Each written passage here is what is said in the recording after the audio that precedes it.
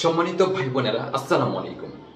আপনারা সম্প্রতি দেখতে পেয়েছেন ইসলামী ব্যাংক থেকে প্রায় ৫ থেকে ৬ হাজার ভাই বোনকে চাকরিচ্যুত করে ৫ থেকে ৬ হাজার পরিবারকে ধ্বংস করে দেওয়া হয়েছে।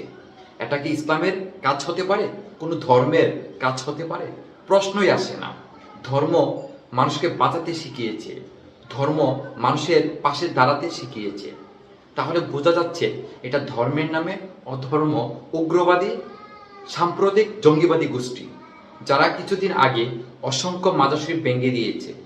মাজারে নাকি পূজা হয় এই অপবাদে, অথচ আমরা তাদেরকে দেখতে পেয়েছি পূজা মণ্ডপে। এ হচ্ছে তাদের মুনাফিকি অবস্থান। সত্যি যদি আমরা ধর্মকে ভালোবাসি, জীবনকে ভালোবাসি, মানবতাকে ভালোবাসি, তাহলে অবশ্যই আমাদেরকে দয়াময় আল্লাহ তাআলা ও প্রাণাদিক প্রিয়নবী প্রদত্ত সব মানুষের অধিকার, স্বাধীনতা, রুটি রুচি কল্যাণ ভিত্তিক অসাম্প্রদায়িক সার্বজনীন মানবতা রাষ্ট্র খেলাফতে ইনসানিয়াত গড়ে তোলার লক্ষ্যে আল্লামা ইমাম মাহাদির দিশায় বিশ্ব ইনসানিয়াত বিপ্লবে ঐক্যবদ্ধ হতে হবে।